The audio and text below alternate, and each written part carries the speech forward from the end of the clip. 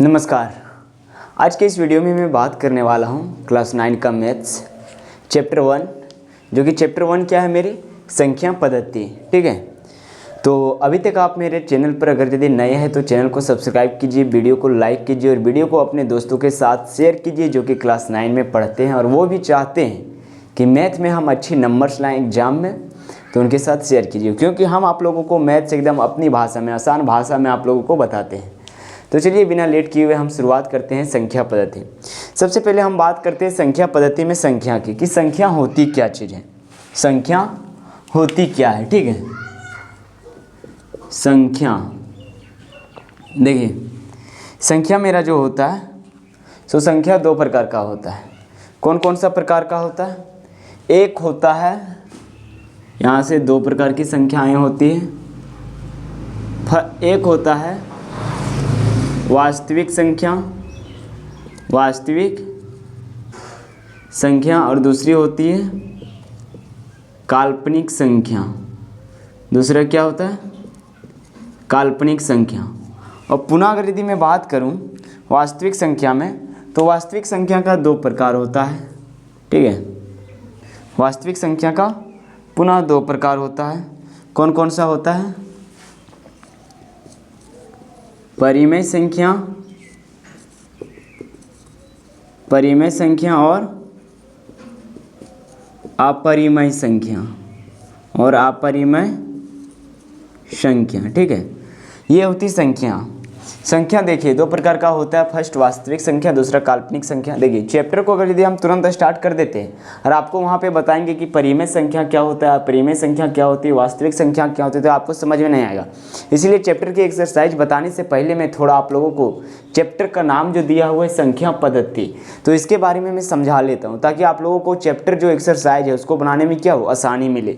ठीक है, तो संख्या पद्धति के बारे में हम सबसे पहले क्या चले, संख्या चले। ठीक है, तो यहाँ पे संख्या जो है सो दो प्रकार के बताएं, वास्तविक संख्या, काल्पनिक संख्याएं। तो हमें जो है सो अभी हम काल्पनिक संख्या में नहीं जाएंगे, काल्पनिक संख्या के बारे में हमें अभी नहीं पढ़ना है। हम सिर्फ पढ़ेंगे किसके, वास्तविक संख्या के बारे में। वास्तविक में क्या है, परिमेय संख्या और अपरिमेय संख्या है। अब हम थोड़ा सा एक संख्या रेखा खींचते हैं। ठीक है, देखिए ये मेरा क्या कहलाती है, रेखा कहलाती है। अगर यदि हम इसमें नंबर को दर्शा देते, जैसे यहाँ 0 हो गया, और 0 के लेफ्ट साइड में क्या होता है, नेगेटिव, मतलब नकारात्मक होता है। ठीक है, तो इधर अगर यदि देखें तो -1 जाएगा, -2 जाएगा, -3 जाएगा, -4 जाएगा और -5 जाएगा। और इधर चलेंगे तो पॉजिटिव में, प्लस में 1 2 3 4 5। ये मेरा क्या है, संख्या रेखा है। तो यही जो संख्या को क्रमबद्ध दर्शाया गया, इसी को क्या बोलते हैं, संख्या पद्धति बोलते हैं। इसी को क्या बोलते हैं, संख्या पद्धति बोलते हैं। अब यहाँ से और हमारे कुछ संख्याएं होती है। ठीक है, उसके बारे में हम बात करते हैं। जैसे तुम्हारा हो गया क्या चीज़, प्राकृत संख्या। ठीक है, या फिर उसको क्या बोलते हैं, प्राकृतिक,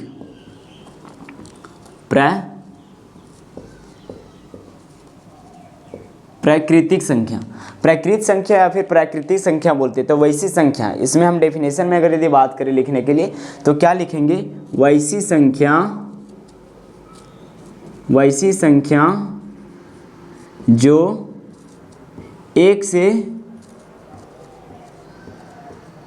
शुरू हो। ठीक है, जो मेरा संख्या कहाँ से शुरू होता है, 1 से शुरू होता है। जैसे मैं बता देता हूँ 1 2 3 4 5 6, ये कहाँ तक जाएगा, अनंत तक, इन्फिनिटी तक। ठीक है, तो प्राकृतिक संख्या जो मेरा शुरू होता है सो 1 से शुरू होता है। 1 मेरा कहाँ, यहाँ से, देखिए यहाँ से इधर जो जाएगा सो कौन सा जाएगा, ये हो गया मेरा प्राकृतिक संख्या। अब दूसरा होता है क्या चीज़, पूर्ण संख्या। दूसरा क्या है, पूर्ण संख्या। उसको इंग्लिश में क्या बोलते हैं, प्राकृतिक संख्या को नेचुरल नंबर, क्या बोलते हैं, नेचुरल नंबर, इसको बोलते हैं होल नंबर। ठीक है, तो पूर्ण संख्या, पूर्ण संख्या में क्या होता है, प्राकृतिक संख्या के पहले 0 ऐड हो जाता है, प्राकृतिक संख्या के पहले 0 ऐड हो जाता है। तो ये कहाँ से स्टार्ट होता है, 0 1 2 3 4, इस तरह से चलते चलते इन्फिनिटी तक। तो देखिए पूर्ण संख्या में क्या होती है, सिर्फ यहाँ पे मेरा 0 ऐड हो जाता है। ठीक है, इसको क्या बोलते हैं, होल नंबर इंग्लिश में बोलते हैं, जिसको डिनोटेड किया जाता है डब्ल्यू से। किससे, डब्ल्यू से।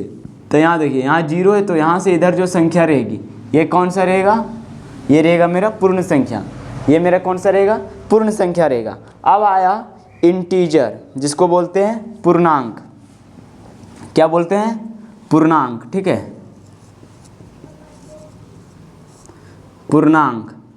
पूर्णांक क्या होता है, पूर्णांक में देखिए ये नेगेटिव और पॉजिटिव सब होता है। जैसे इधर से इन्फिनिटी से जा रहा है, नेगेटिव में -3 -2 -1 और यहाँ 0 भी होता है, ठीक है, और ये पॉजिटिव में इधर चलेगा 1 2 3, यानी कि पूर्णांक में क्या होता है कि सारे संख्या को ले लेते हैं, ठीक है। पूर्णांक में क्या होता है, ये सभी संख्याओं को हम ले लेते हैं, तो यही मेरा क्या होता है, पूर्णांक होता है। तो अब हम चलते हैं परिमेय संख्या के डेफिनेशन पे। परिमेय संख्या को क्या लिख सकते हैं, वैसी, ये हम किसका लिख रहे हैं, परिमेय संख्या का, ठीक है। वैसी संख्या जिसे हम P/Q के रूप में लिख सकते हैं, उसे परिमेय संख्या कहते हैं। जहाँ एक चीज़ नोट कीजिएगा, इसमें ब्रैकेट में लिख देते हैं, ठीक है, जहाँ पे क्या होगा, P और Q, ठीक है, सॉरी पहले Q जो होगा सो Q does not equal to 0 होना चाहिए, यानी कि P/Q के रूप में हम लिख सकते हैं। यहाँ देखिए P/Q के रूप में लिख सकते हैं, लेकिन Q जो होगा, ठीक है, Q जो होगा सो कभी भी 0 नहीं होना चाहिए, और P तथा Q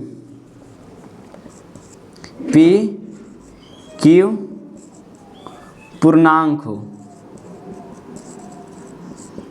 PQ कोई भी पूर्णांक हो, उससे कोई मतलब नहीं होना चाहिए, लेकिन Q जो है सो Q कभी 0 नहीं होना चाहिए, Q 0 नहीं होना चाहिए। तथा HCF ऑफ P और Q, यानी कि P और Q का जो HCF आएगा वो कितना आना चाहिए, 1 आना चाहिए, ठीक है। ये चीज़ें फॉलो करनी चाहिए। जैसे एग्जाम्पल में हम लेते हैं यहाँ पे, ठीक है, तो एग्जाम्पल में 1 भी मेरा क्या है, परिमेय संख्या है, क्योंकि 1 को 1/1 लिख सकते हैं। -5 मेरा क्या है, परिमेय संख्या, -5 को -5/1 लिख सकते हैं। जिसका बट्टे में कुछ नहीं रहता है उसका बट्टे में क्या रहता है, 1 रहता है। 0 भी एक परिमेय संख्या है। परिमेय संख्या क्या, क्योंकि इसके बट्टे में हम क्या लिख सकते हैं, 1 लिख सकते हैं, इसीलिए 0 भी एक परिमेय संख्या है। और इधर 5, इधर 19/16, मतलब ये सब क्या है, एक परिमेय संख्या है, ठीक है। अब यहाँ तक संख्या रेखा के बारे में और संख्या के बारे में आप लोगों को अच्छी से समझ में आ गया होगा। पहले हम क्या बताएं, प्राकृतिक संख्या या फिर प्राकृतिक संख्या, जो 1 से स्टार्ट होता है और अनंत तक जाता है। दूसरा क्या है, पूर्ण संख्या, जो 0 से स्टार्ट होता है और अनंत तक जाता है। तीसरा क्या है, पूर्णांक। पूर्णांक में नेगेटिव और पॉजिटिव प्लस 0 सब कुछ क्या हो जाता है, ऐड हो जाता है, वही क्या कहलाता है, पूर्णांक कहलाता है, ठीक है। यहाँ वैसी संख्या जिसे हम P/Q के रूप में लिख सकते हैं, उसे परिमेय संख्या कहते हैं। परिमेय संख्या समझ में आप लोगों को आ गई अच्छी तरह से।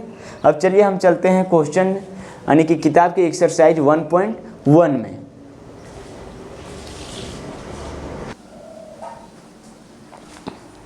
चलिए प्रश्नावली 1.1 का पहला सवाल क्या बोलते हैं, देखिए इधर, क्या शून्य एक परिमेय संख्या है, क्या इसे आप, सबसे पहले देखिए, क्या शून्य एक परिमेय संख्या, यानी कि शून्य मतलब 0 जो अभी हम देखे सो क्या परिमेय संख्या था ना, तो उसी चीज़ को यहाँ पहला क्वेश्चन में आपको पूछ रहा है, क्या शून्य एक परिमेय संख्या है, क्या इसे आप P/Q के रूप में लिख सकते हैं, जहाँ P और Q पूर्णांक है और Q does not equal to क्या है, 0 है।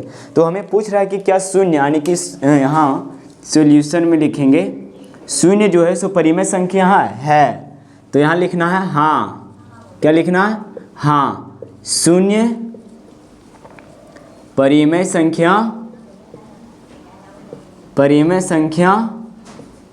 है। अब कैसे उसको सिद्ध करते हैं, ठीक है, जैसे हम लिखें यहाँ 0, तब 0 लिखें, तब परिमेय संख्या लिखने का क्या था प्रोसेस, P/Q के रूप में लिखते थे, ठीक है, P/Q के रूप में लिखते थे, जहाँ क्या होता था, P और Q कोई पूर्णांक हो, ठीक है, क्या होने चाहिए, पूर्णांक हो, और Q does not equal to क्या हो, 0 है, Q does not equal to 0 है।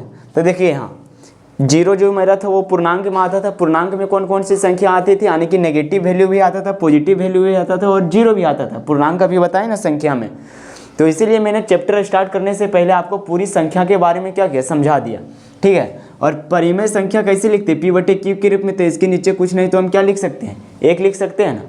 इसके नीचे कुछ नहीं तो एक लिख सकते हैं। जब हम जीरो को एक से डिवाइड करेंगे तो आंसर इसका क्या आएगा, जीरो ही आएगा, जीरो ही आएगा ना। तो जीरो ही है ये, तो p/q के रूप में लिखा गया। और q यहाँ जो है सो q मेरा क्या है, एक है, ये जीरो है क्या, जीरो नहीं है, इसलिए ये क्या है, एक परिमेय संख्या है। जीरो एक परिमेय संख्या है। अब दूसरे क्वेश्चन की ओर चलते हैं। दूसरे क्वेश्चन में क्या बोलते हैं, 3 और 4 के बीच 6 परिमेय संख्या ज्ञात कीजिए। मतलब 3 और 4 के बीच में 6 परिमेय संख्या ज्ञात करना है। जैसे एक संख्या रेखा है, संख्या रेखा में यहाँ पे क्या है, 3 है और यहाँ 4 है, तो इनके बीच में हमें 6 परिमेय संख्या ज्ञात करना है। परिमेय संख्या इनके बीच में अनंत मिलेगा, मतलब बहुत सारी परिमेय संख्या मिलेगा, लेकिन हमें कितनी ज्ञात करना है, 6 ही परिमेय संख्या ज्ञात करना है। तो सॉल्यूशन में लिखेंगे। ये सब क्वेश्चन देख करके आपको घबराना नहीं है। और ये क्वेश्चन पता है, अगर यदि आपका सब्जेक्टिव होगा, ठीक है, जैसे ऑब्जेक्टिव हो रहा था, लेकिन इन साल शायद सब्जेक्टिव होने वाला, अगर यदि सब्जेक्टिव होता है तो इस तरह का आपका एक क्वेश्चन इसमें फिक्स रहता है, इस तरह का आपको एक क्वेश्चन पूछा जाएगा। तो यहाँ पे क्या करना है, लिखना है 6 परिमेय संख्या ज्ञात करना है, ठीक है। कितने परिमेय संख्या ज्ञात करना है, 6 परिमेय संख्या ज्ञात करना है। जब 6 परिमेय संख्या ज्ञात करना है, ठीक है, देखिए यहाँ पे हम थोड़ा सा हाईलाइट कर देते हैं। यहाँ कितनी दिया हुआ है, 6 दिया हुआ है ना। तो सॉल्यूशन में जब इस तरह से लिख लेंगे 6 परिमेय संख्या ज्ञात करना है, तो हमको 6 में 1 को ऐड कर देना। कितना आया, 7। जब 6 में 1 को जोड़े तो कितना आया, 7 आया। अब क्या करना है, 3 और 4 दिया हुआ है यहाँ पे, किसके किसके बीच ज्ञात करना है, 3 और 4 के बीच में। तो यहाँ पे क्या करेंगे, 3 के साथ में गुणने में 7 करेंगे। जब गुणने में 7 किए तो इसको भागा भी तो देना पड़ेगा, तब ना फिर ये कट के 3 आएगा। तो इसको गुणना करेंगे तो कितना आएगा, 27/7, ठीक है, 27/7। और दूसरी संख्या मेरा क्या आता है, दूसरी संख्या कौन सी थी, 4/4 था, ठीक है। तो 4 को भी गुणना करेंगे 7 से और भागा देंगे 7 से। तो इसको गुणना करने पर 7 चौक 28 बटे कितना आता है, 7। अब देखिए 21/7 और 28/7 में आप 6 परिमेय संख्या नहीं लिख सकते हैं। इनके बीच में लिखने के लिए बोल रहा है, इसको नहीं लेना हमें भी, इनके बीच में। तो इनके बीच में क्या हो जाएगा, 22/7, 23/7, 24/7, 25/7, 26/7 और 27/7। तो यहाँ से देखिए 6 परिमेय संख्या आ गया मेरा, ये 6 परिमेय संख्या आ गया ना, यही मेरा क्या है, आंसर।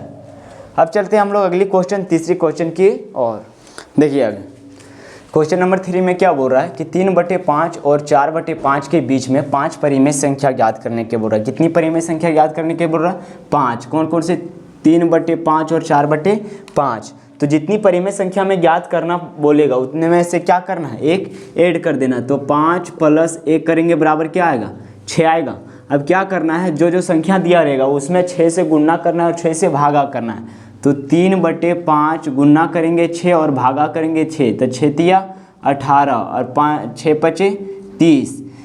और दूसरी संख्या क्या है, 4/5, इसमें भी 6 से गुणना करेंगे और 6 से भागा करेंगे। तो 6 × 24 और 6 × 5 = 30। अब देखिए 5 परिमेय संख्या जो मेरा होगा, 5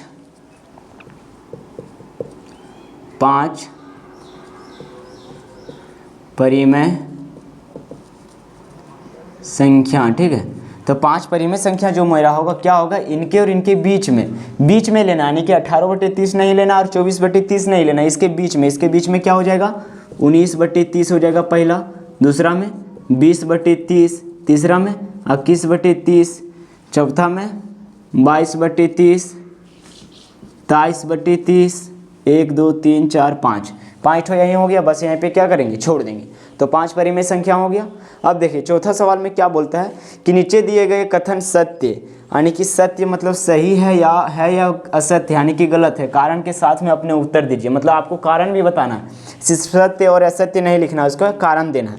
क्या बोल रहा है फर्स्ट में, प्रत्येक प्राकृतिक संख्या कहाँ से स्टार्ट होता है, जो हम बताए थे अभी पीछे, प्राकृतिक संख्या क्या होता है 1 2 3 4 डॉट डॉट डॉट, इस तरह से प्रत्येक प्राकृतिक संख्या एक पूर्ण संख्या होती है। मतलब एक पूर्ण संख्या हो सकती है क्या, नहीं हो सकता है, क्योंकि पूर्ण संख्या जो होता है सो क्या होता है, पूर्ण संख्या 0 1 2 3 4।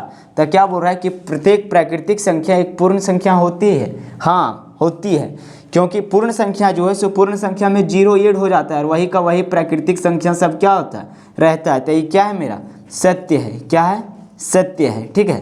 दूसरा में क्या बोलती है, प्रत्येक पूर्णांक क्या होता है, पूर्णांक जो होता है सो पूर्णांक मेरा नेगेटिव यानी कि -3 -2 -1 0 1 2 3, ये हो गया क्या, पूर्णांक, ठीक है। ये क्या हो गया, पूर्णांक, इधर से जा रहा है इधर से जगह, ठीक है।